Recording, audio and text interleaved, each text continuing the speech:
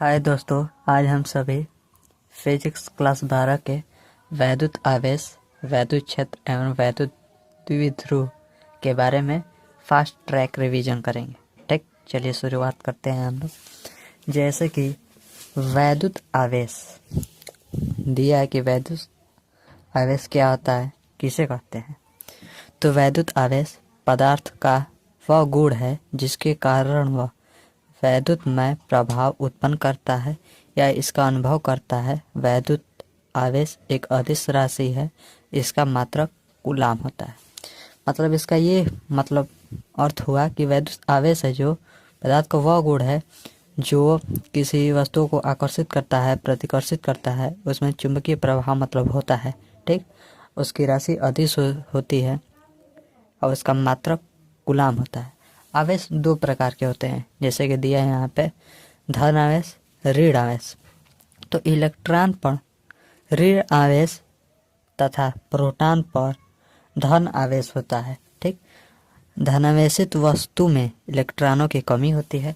आप लोग याद कर लीजिए कि धनावेशित वस्तु में इलेक्ट्रॉनों की कमी, ऋणावेशित वस्तुओं में इलेक्ट्रॉनों की अधिकता होती है। ठीक, असजातीय आवेश एक दूसरे को प्रतिकर्षित करते हैं, जबकि विजातीय आवेश एक दूसरे को आकर्षित करती है। जैसे कि ये इसमें दिया है कि जब समान रहेगा, जैसे मान लीजिए प्लस आवेश है, इधर भी प्लस आवेश है। ठीक, तो उसको जब करेंगे तो क्या होगा, वो प्रतिकर्षित करेगा। ठीक, समझ में आया, प्रतिकर्षित करेगा। और जिसमें देखिए माइनस चार्ज हो गया और प्लस चार्ज हो गया, वो वाला जो आवेश होगा वह एक दूसरे को आकर्षित करते हैं। ठीक, और देखिए इसमें दिया है वैद्युत आवेशों के मूलभूत गुण, मतलब इसमें गुण सारा बताया है। ठीक, वैद्युत आवेशों के मूलभूत गुण क्या है, तो आवेश का संरक्षण। आवेश का संरक्षण में दिया है, आवेश संरक्षण के नियमानुसार किसी विलगित निकाय में कुल आवेश नियत रहता है। आवेश का संरक्षण इसमें ये दिया है कि आवेश को ना ही हम लोग उत्पन्न कर सकते हैं, ना ही उसे पैदा कर सकते हैं, ना ही उसे नष्ट कर सकते हैं। ठीक, ये बात है। वैद्युत आवेश का क्वांटीकरण, प्रकृति में प्रत्येक आवेशित वस्तु पर आवेश एक निश्चित और न्यूनतम आवेश का पूर्ण गुणज होता है। ठीक, जिसे मूल आवेश ई दिया है, इसमें मूल आवेश ई से दर्शाते हैं। ठीक, मतलब ये होता है कि देखिए ये पूर्ण संख्या होता है। ठीक, पूर्ण गुणज के रूप में दिया है। और आवेश का यह गुण आवेश की क्वांटम प्रकृति अथवा आवेश का क्वांटीकरण कहलाता है। ठीक, किसी आवेशित वस्तु पर आवेश का परिमाण जैसे दिया है, इसका सूत्र Q बराबर n। ठीक, यहाँ पे प्लस माइनस के चार दिए, जहाँ पर n इलेक्ट्रॉनों की संख्या है और जो E है आवेश की मात्रा है। ठीक, इलेक्ट्रॉन पर न्यूनतम आवेश होता है तथा इसका मान 1.6 गुणे 10 पे -19 कूलाम होता है। अल्फा कण पर आवेश +2e होता है। ठीक, इतना हम लोग समझे। वैद्युत आवेशों की योज्यता। वैद्युत आवेशों की योज्यता, किसी निकाय का कुल वैद्युत आवेश उसके विभिन्न अवयवी कणों पर उपस्थित भिन्न भिन्न आवेशों के बीजगणितीय योग के बराबर होता है।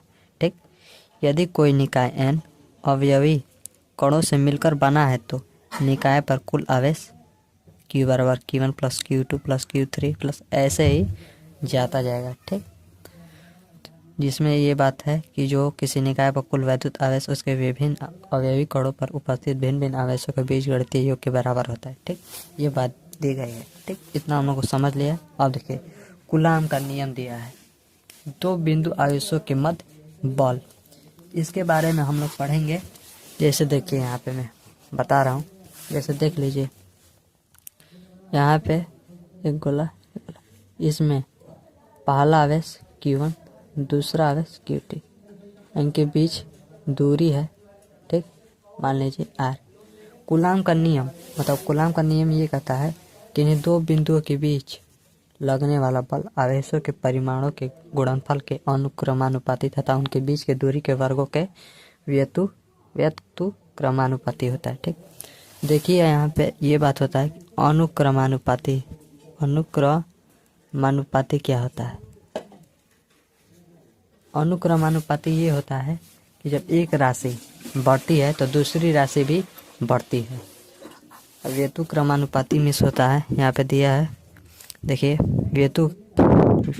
व्युत्क्रमानुपाती, ठीक, सॉरी गलत हो गया, व्युत्क्रमानुपाती। व्युत्क्रमानुपाती मिस होता है जब एक राशि जो बढ़ती है तो दूसरी राशि का जो मान है घटता है, ठीक।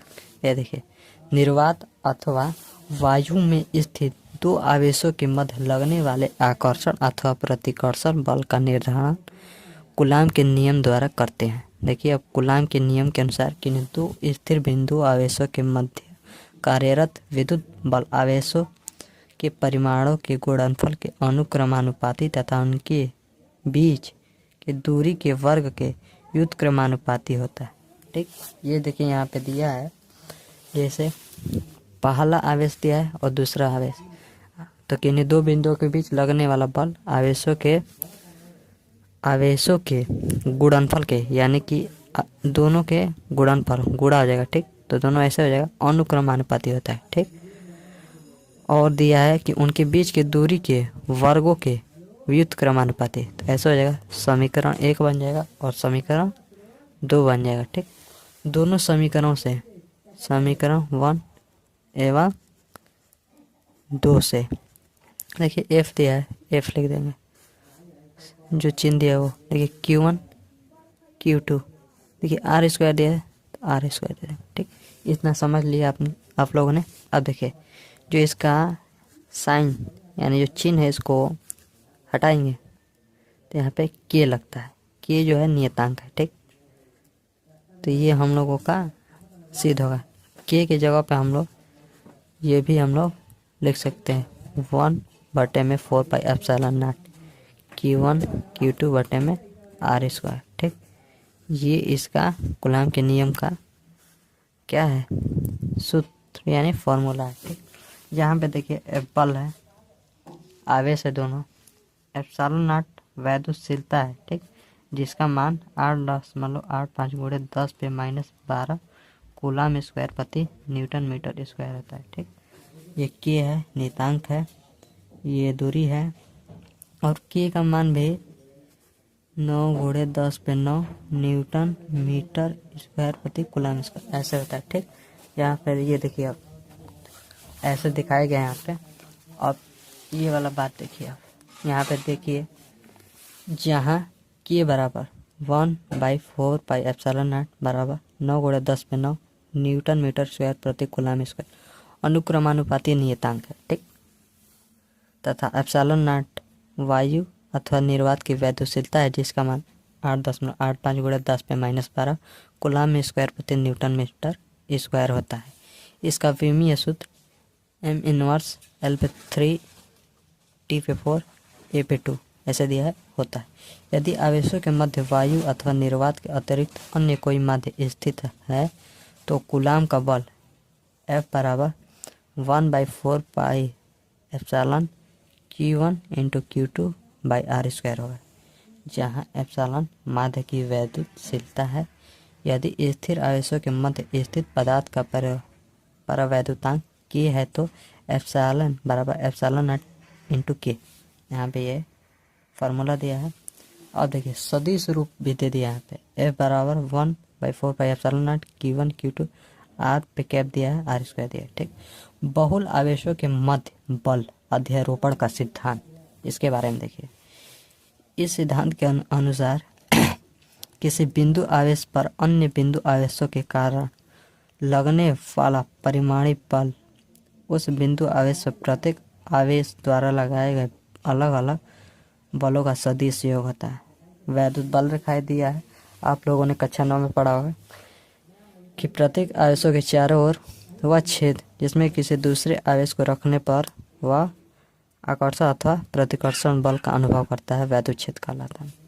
वैद्युत क्षेत्र की तीव्रता, वैद्युत क्षेत्र में स्थित किसी बिंदु पर रखे परीक्षण आवेश पर लगने वाले बल F तथा परीक्षण आवेश की निष्पत्ति यानी अनुपात को उस बिंदु पर वैद्युत क्षेत्र की तीव्रता कहते हैं। इसे E से दर्शाते हैं, प्रदर्शित करते हैं तो वैद्युत क्षेत्र की तीव्रता E बराबर F/Q0 यह है।